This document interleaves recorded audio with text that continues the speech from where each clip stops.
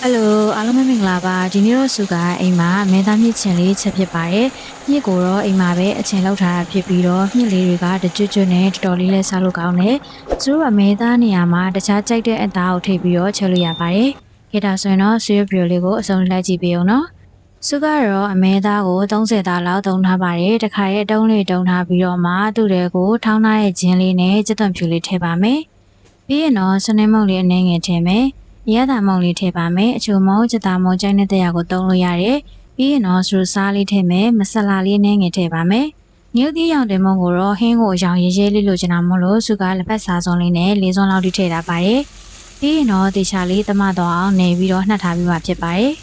်အသားနဲ့မြင့်ချင်တဲ့ရောပြီးချက်တဲ့အခါမျိုးဆိုလို့ရှိရင်သူတို့အသားကကြတော့အရသာပေါ့သွားတတ်တယ်ပေါ့နော်ဒါကြောင့်မလို့စုကတော့အမဲသားကိုအသားကောင်းမတုံးထားပါဘူးကဲစုတို့နေပြီးဆိုလို့ရှိရင်တော့ပေါင်ပစ္စည်းတွေပြင်ဆင်နေတော့မှနှက်ထားပြီးလိုက်ပါမယ်အိမ်မှာလည်းမြင့်ချင်စိန်ထားတာအဆင်သင့်ရှိနေရတဲ့စုအိမ်မှာမြင့်ချင်ဟင်းလေးချက်ဖြစ်တော့စုကတခါလေးဝင်မြပေးရပါတော့ဒီမြင့်ချင်ကကြတော့စုတို့အရန်အချင်မစူးပဲနဲ့အမဲသားနဲ့ချက်ရင်တော့လိုက်ဖက်ပါရဲ့တကယ်လို့ကိုကအမဲသားမစားဘူးဆိုလို့ရှိရင်လည်းကြိုက်တဲ့တတာနဲ့ချက်လို့ရပါရဲ့ကဲစုကတော့အမဲသားရဲကိုထဲမဲမြင့်ချင်လေးတွေကိုဆဲထုတ်ထားပေးလိုက်ပါမယ်ပြီးပြီဆိုလို့ရှိရင်တော့ဒါလေးကိုရေးပြန်ဆေးပေးရမယ်ပေါ့နော်သူ့ကိုကြတော့အချင်စိန်ထားတာဖြစ်တဲ့အတွက်စုတို့အချင်တက်လေးနည်းနည်းရော့သွားအောင်ရီလေးနဲ့ဆေးပေးပါမယ်အခုလိုမျိုးမြင့်ချင်ချက်တဲ့ဆိုလို့ရှိရင်ချက်ပြီးချင်းမှာစားတာကအရသာတိတ်မရှိဘူးပေါ့နော်သူတို့နည်းနည်းလေးကြာလေးထားပြီးမှစားမယ်ဆိုလို့ရှိရင်တော့မြင့်တယ်ရောအမဲသားတွေကိုအရသာတွေကဝင်သွားဖြစ်တဲ့အတွက်ပို့ပြီးတော့စားလို့ကောင်းပါတယ်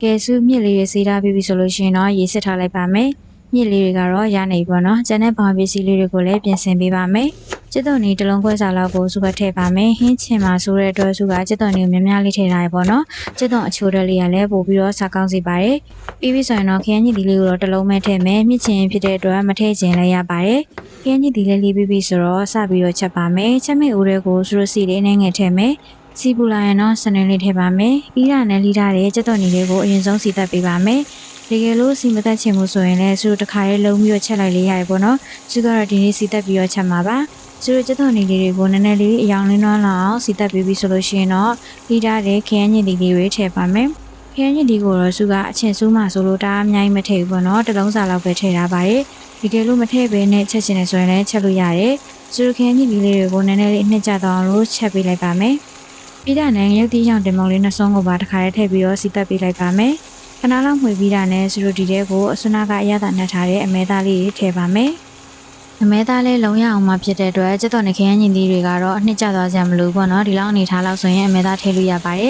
။စူရိုအမဲသားလေးတွေကိုတော့အနှစ်လေးကျပြီးတော့စီပြန်လာတဲ့အထိလုံးပေးပါမယ်။အမဲသားလေးကိုတေချာလေးလုံးပြီးမှပဲစူရိုမြင့်ချင်နဲ့ရောပေးမယ်ပေါ့နော်။အမဲသားတွေကရေထွက်ပြီးတော့အနှစ်လေးလေးကျသွားအောင်လို့အဖုံးလေးအုပ်ပြီးတော့တည်ထားပေးပါမယ်။တည်ထားတဲ့အချိန်မှာလည်းအောက်ကကတ်တက်တာကြောင့်ခဏခဏဖွင့်ကြည့်ပြီးတော့မှွေပေးရပါမယ်။